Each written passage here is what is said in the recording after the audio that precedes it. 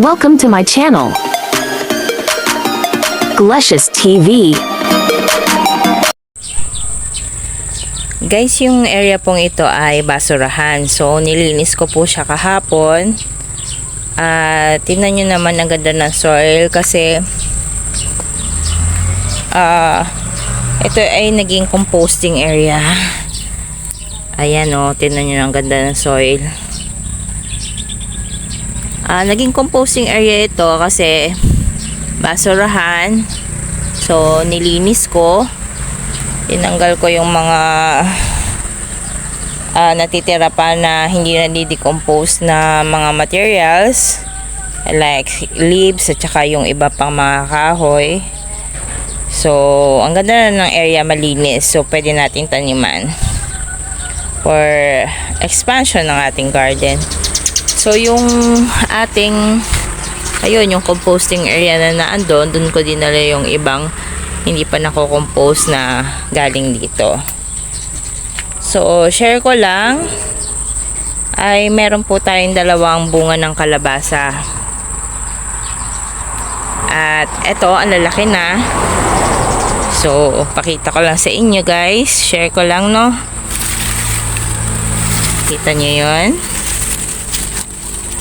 Masyado kasing takuban ng mga leaves. Ayan, nasisilip ko na. Ito. Kasi nasa kabila po siya. So, kung sana nakikita nyo guys, tanggalin nga natin to. Ayan.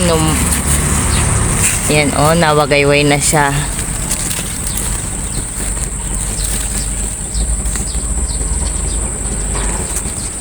Ang laki ng ating kalabasa.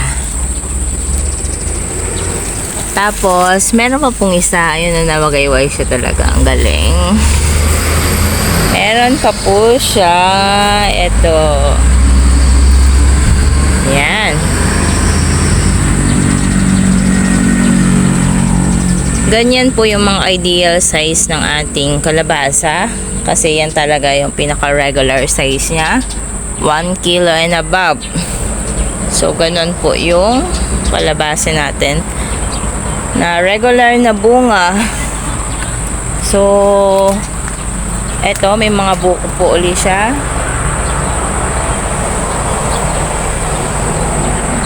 At saka meron pa nga pala dito.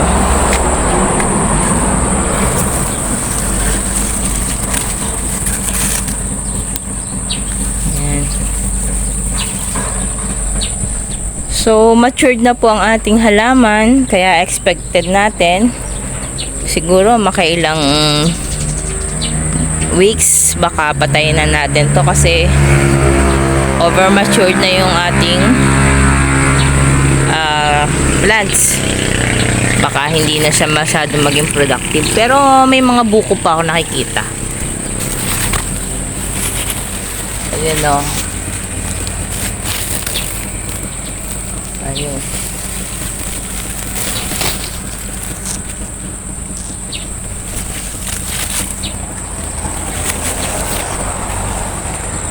So, baka abutin pa ng months nga to. Kasi, madami pa nakikitang buko. Ay, meron pa dun, no. Ayun, nakasangit.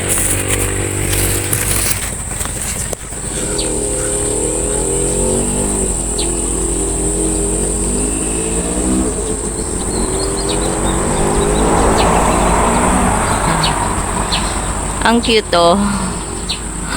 Nakasangit yung ating buko. Pero ang laki na niya, nasa mga kalahating kilo na siya.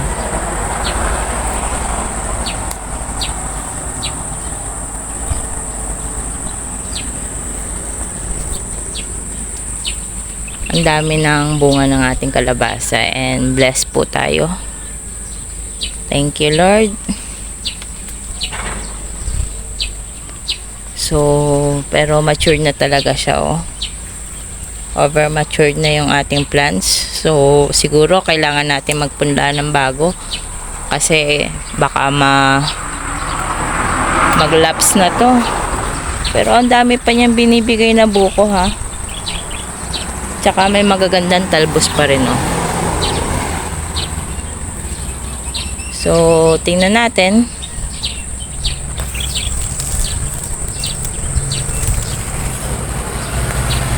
Tingnan natin kung ano magiging outcome nito. Basta magdadagdag tayo ng mga panibago dito na plants. Ayan. Kasi ang ganda ng area, fertilize siya. Galing sa mga compost. Tapos nga pala, so ito, kukuha tayo. Kinuha natin ito dito. Ayan.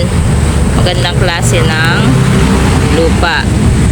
So, kinuha natin diyan. And ngayon dahil kulang to, dadagdagan muna natin. Kasi bala ko nang ipunla itong flower na binigay ng Kuya Juan. Itong pensamiento. At tagal kong natago to. Expected ko dito dapat naitanim na to. Pero sa dami na nangyari sa buhay ko, talagang na-delay. Bukod sa sobrang busy, ay namatay po yung aking mother, tsaka nag-alaga po ako sa ospital. Kaya talagang bukod doon may business pa ako, tapos may gardening, tapos may bata pa ako, kids na napasok sa school, tapos syempre yung mga household chores pa, mga gawain sa bahay. So talagang hindi po natin maano ang ating oras. Ubus na ubus yung oras natin per day. Hindi talaga kayanin. So this time ay talagang gustong gusto ko siyang itanim. Bibigyan ko na siya ng panahon. So ito, pensamiento Gigante de Sueza Azul. Yan po ay regalo sa akin ng aking Kuya Juan na nasa Spain. And very supportive po yung aking kuyang yun. Kaya yan po, ang mga salita ay Espanyol. Hindi ko maintindihan. Basta ang mahalaga ay maganda yung flower. Hindi ko man siya maintindihan. Pero ang ganda talaga ng bulaklak na to. Tsaka ito ay hindi po siya mataas. So medium size. So, try natin.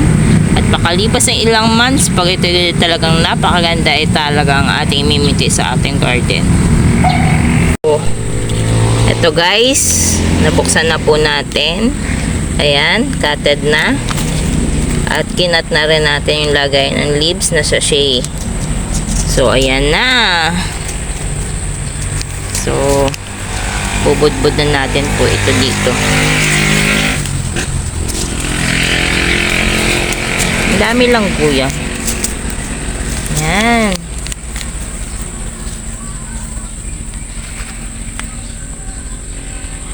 Ayan po yung seed niya, oh.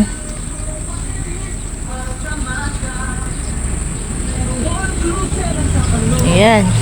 Nailagay na po natin ng seed. Spread natin ng kaunti. Sa wakas, naitanim ko na siya. Diba? So, sana makita ko yung beauty nito after ilang months. Wow! Okay na siya. Lagyan natin dito para magkaroon tayo ng tagging.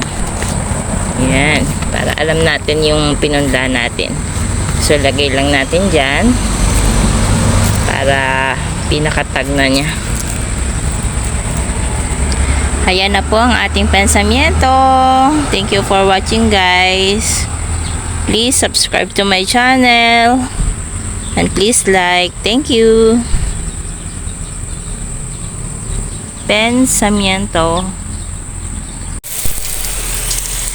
So, ayan guys. Diniligan na rin natin.